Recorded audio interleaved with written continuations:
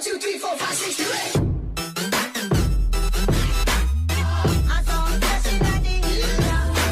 8. Welcome to NHL Quick Hits. I'm David Crosby here with Steele Roden, and what a week in the hockey world. Alexander Ovechkin continued his climb up the all-time goal-scoring list, passing Brett Hull for fourth with his 742nd goal. The Lightning extended their point streak to 7 games, while handing the Panthers their 4th straight loss in the Battle of Florida. Steele, we might have jinxed the Panthers there by talking up about how good they were, and now all of a sudden they can't buy a single win. And of course, there were a couple rookie goaltenders who made their debut, and they're never going to forget them. 8 years after being drafted, Zach Fucale won his first ever NHL start in Washington's 2-0 win over Detroit.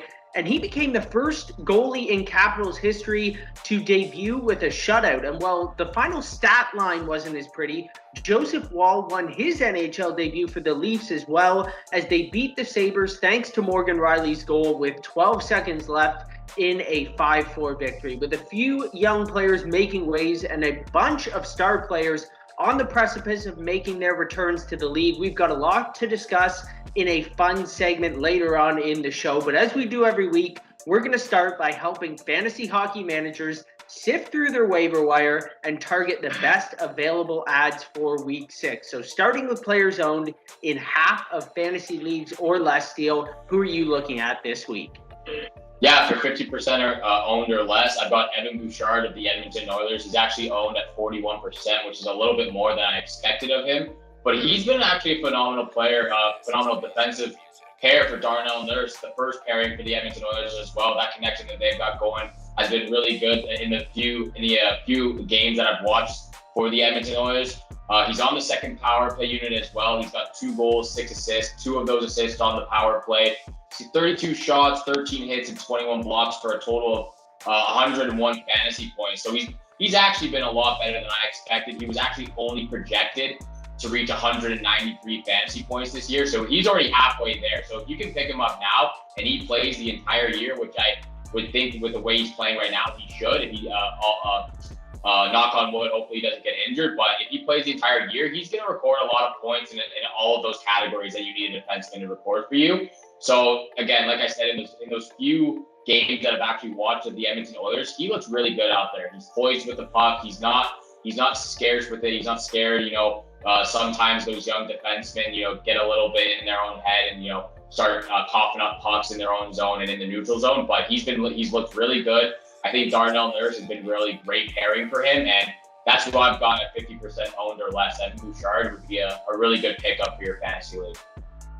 Yeah, that's a really nice pick. And yeah, you mentioned the pairing with Nurse. They've been fantastic. A lot of people in Edmonton are really high on Bouchard, and they've kind of had high hopes for him for a couple years, and it looks like he's finally getting it all together there. It's funny, we've talked about Edmonton seemed like a place for so long that had everything but defense, and now you look and they have 4 really solid defenders there. So you wonder why Edmonton had such a great start to the season. A lot of the credit, of course, goes to Connor McDavid and Leon Draisaitl, but I think that blue line right now is being overlooked, and Bouchard probably most of all of them. For me personally, I went with Alex Nedeljkovic. Now, it's funny, Steele and I don't actually talk about which players we're going to pick heading into this. We just share them with each other heading into the show, and we actually had picked the same players. So that's how you know this is a good ad for this week. Both Steele and I wanted to add Nedeljkovic. Now, he has been quietly fantastic so far this season, and especially lately. He's 4-2-2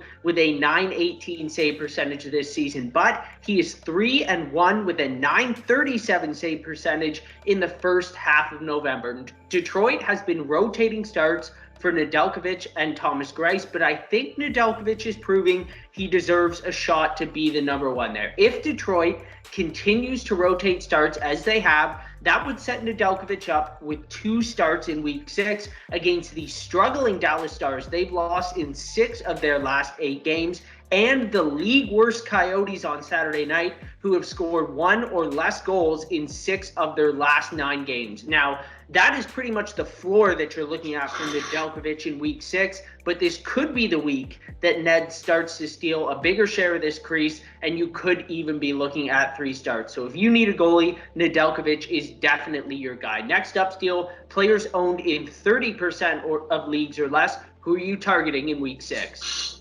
Yeah, for 30% owned or less, last week we talked about Jordan Eberle. I've got his line mate, Jaden Schwartz. He's only owned in 24% of leagues across Yahoo. Like I said, he's on the first line with Jordan Eberle and Alexander Wenberg.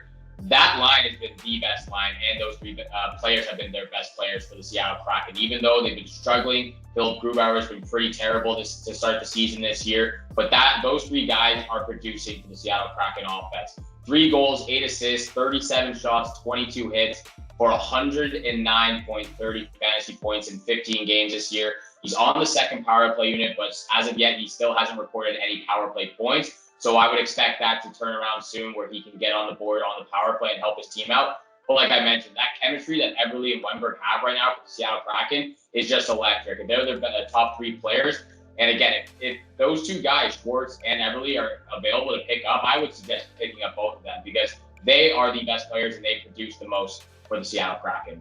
I love that pick as well, Steele. And I went with Mikael Granlund this week, and he's got that dual eligibility at center and right wing. And you better move fast to pick him up because his ownership jumped 10% in week 5, and for good reason. He had a monstrous 4-assist night in a 4-3 win over the Blues on Thursday. Then he buried against Arizona Saturday night to give him 6 points in his last 3 games, and he's actually got 16 points in 15 games so far this season. Nashville is on a road trip north of the border in week 6, so they face the Leafs, Senators, and Canadians, and he could be a longer-term hold thanks to a 4-week slate in week 7. Now, like I suggested with Drake Batherson and Josh Norris tandem a couple weeks back, if Matt Duchene, who is 66% owned, is still on your waivers, and you can pair Duchene and Granlund together, Duchene also has 16 points in his first 15, so that would be a really nice tandem. If you can get one or even both of them, you'd really luck out, and you're looking at a good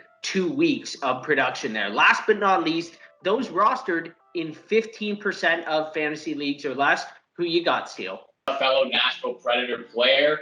He's only owned in 11% of leagues, and that's Tanner Jeannot of the Nashville Predators.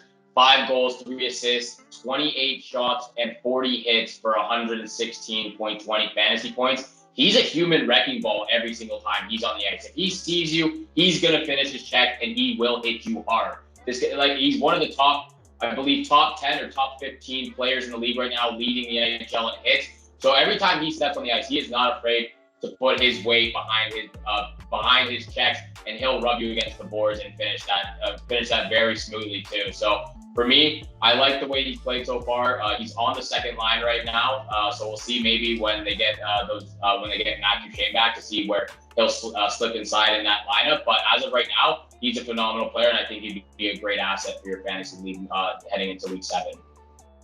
Fantasy managers in banger leagues better get to know Jeannot's name really quickly because he is definitely a productive player. In fact, he is the type of player that all Leafs fans were hoping they were going to get with Nick Ritchie, and they're just not getting it. So Tanner Jeannot is that guy if you're looking for somebody who can produce for you across the board. My last pick today is Robert Thomas, another one that could pay dividends for multiple weeks. St. Louis Blues second line center. He's playing beside Vladimir Tarasenko every night. He centers the second power play unit, and he has a really nice slate this week. He faces the Coyotes, Sharks, and Stars in week 6. As a little bonus, St. Louis plays 4 games in the first 6 days of week 7. So if he continues producing this week, he'd be a nice hold into next week as well. Now, Thomas gets a little bit lost in the shuffle there in St. Louis, probably due to the down season he had last year, but he's already matched last year's point total this season with 12 points in his first 13 games. And while he doesn't necessarily rack up those peripheral stats, He contributes a few blocks and penalty minutes as well, and he centers the Blues' top penalty kill unit. So leagues with shorthanded points, that's a nice little bonus for you there as well. Now, a ton of teams are dealing with injuries to some of their best players, but thankfully, a few of them are finally starting to return. Mark Stone came back to Vegas's lineup after being sidelined for a month, and he tallied an assist in the night 7-4 smackdown of the Canucks on Saturday night. So much for me loving the goaltending there in Vancouver. It's been an absolute disaster for Thatcher Demko this week. Sidney Crosby played just one game after returning from injury before once again hitting injured reserve thanks to COVID. But he actually played against Washington today. He's in that game against the Capitals right now, and his return comes at the perfect time because the Penguins have dropped 3 of their last 4 games. So, Steele, let's talk about a few guys that are still on the shelf that fantasy managers could potentially target in a trade to steal them from some struggling teams who need help right now. We're going to compare 2 players with similar ownership and projections for the rest of the season, and Steele is going to pick which one he would target in any potential trade and what his expectations are for them once they return. First up, Capitals center Nicklas Backstrom is back to practice, but there is still no exact date for his return or update from the coaching staff. He's 82% owned and was given a projected rank of 62 by Yahoo heading into the season. The other option, Penguin center Evgeny Malkin. He's 79% owned and was ranked 20 spots lower than Backstrom heading into the year. That's probably because that knee surgery he had back in June was supposed to hold him out until December or January. Now, he might be slightly ahead of schedule. He's already working out. He's back on the ice a little bit, not fully at practice, but things are looking good for Malkin's return. So which of these 2 star centers are you targeting, Steele, and what kind of production would you expect once they're back on the ice? Well, I would expect pretty much the same production from both these players. They're phenomenal centers and they're phenomenal players for the teams that they've been with for their entire careers. But I'm going to have to go with Nicklas Backstrom here. I think pretty much everyone can agree that Evgeny Malkin has had the better career, obviously with the multiple Stanley Cup wins. He's averaged over a point per game throughout his entire career, while Backstrom is just under a point per game. But I'm targeting Backstrom just because of how injury prone I feel Malkin is. He, especially with this knee injury, it's a serious thing that you have to take really, really good care of. And for that purpose, that's why I'm targeting Backstrom. I think when he gets back into the lineup, he'll slide back in with Ovechkin on the first line. He has a little bit more consistency. Backstrom has more hits, more blocks. He's a playmaker, a better playmaker than Evgeny Malkin is. And I think because of this and the way that I've seen Backstrom be consistent and not get injured as much as Malkin, I'm going to have to target him for my fantasy league because it's too much of a risk with someone having knee surgery, as well as the amount of times that he's already been out of the lineup throughout his entire career. It's a real catch-22. You could go either way, but in this time, I have to go with Nicklas Backstrom. Yeah, I don't think there's a wrong choice there. And this is the perfect time to target these 2 players because it seems like they both should be back within the next month or so, but there isn't exactly a date left. So whoever owns them in their league, especially if they're struggling, they might not want to hold them any longer than they have without having that return date set already. Next up, a pair of players working their way back from lower body injuries. Mark Stone's teammate Max Pacioretty is finally out of his walking boot after a month on injured reserve already, yet there is still no timetable for his return, and he doesn't really appear close yet either. Pacioretty is owned in 93% of Yahoo leagues and was projected to finish 119th in Yahoo's rankings. The other choice is TJ Oshie, who is still in a walking boot, but considered week to week after nearly 3 weeks on IR. So he may actually come back quicker than Pacioretty based on what expectations are right now, despite the fact he's still in his walking boot and Pacioretty is not. Now, Oshie was playing really well when he got hurt. He's owned in 86% of Yahoo leagues, and he had a preseason rank of 109. So who would you rather target in a trade, Steele? I have to go again with the Washington Capitals forward TJ Oshie. And I'm, obviously looking at their stats, they pretty much have the same amount of points over their career. Oshie has 240 more blocks, 220 more hits than Pacioretty. So you're gonna get a lot of those points from you're going to get a lot more points from Oshie over Pacioretty because of the way that he plays the game. He's a very physical player out there when he's in the offensive zone, and he's not afraid to use his body and lay people out on the ice. But again, like, he'll slide right back in on the top line with Ovechkin, and if Backstrom comes back at the same time with those two guys. But even then, if he gets fitted in on the second line, and Evgeny Kuznetsov, who slides down to the second line, who's played really phenomenal this year for the Washington Capitals, it's going to work out perfectly either way for Oshie and the Capitals moving forward once he comes back from the injury. But he's got a lot of net front presence. He loves that high slot position on the power play, and they love going to him when he's in there. So for me, I've got to target TJ Oshie here. I think as of right now, he would be the most beneficial player for your fantasy league if you can acquire him.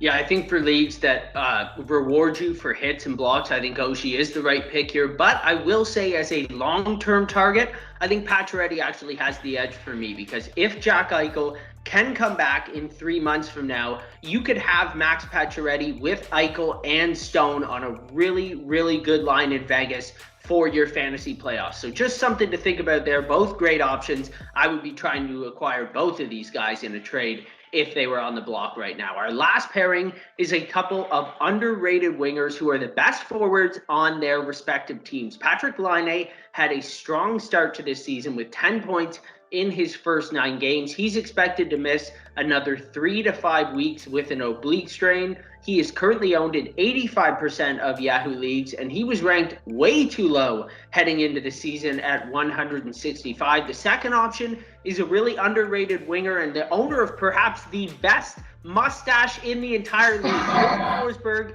is owned in just 73% of Yahoo leagues, and he was ranked 108th heading into the year. He had 7 points in his first 9 games. He is week to week with an upper body injury, but still, we've already talked about how much better Nashville has looked this season, especially offensively, so I expect him to benefit from that when he comes back. Which of these two would you be targeting in a trade? Again, it's another tough situation here with Philip Forsberg and Patrik Laine. Forsberg has played 2 to 3 more years in Laine in the NHL, about 150 more games. So based off the stats, they're pretty much dead even. But I'm going to have to go with Patrik Laine here. He's finally free of John Tortorella, and that's why we're starting to see him produce a little bit more. And he's passing the puck more. He's got 7 assists.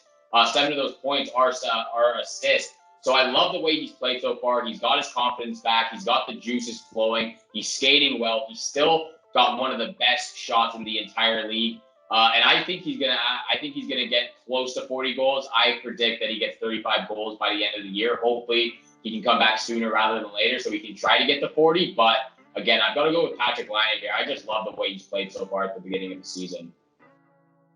I'm with you all the way here still. For anybody out there who didn't watch our draft preview shows heading in and they missed out on Patrik Laine being able to steal him in one of those middle rounds, it's all right. You have a chance to potentially make up for that and swing a deal for him this season. That's all we have for today, but please like, follow, and subscribe to our channel. Follow us on social media. And as we mentioned last week, we've been getting some great fantasy hockey related questions in our comment section. So please keep those coming this week. That's going to do it for today's episode.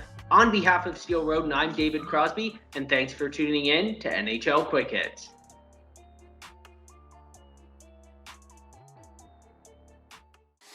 1, 2, 3, 4, 5, 6, 7, 8.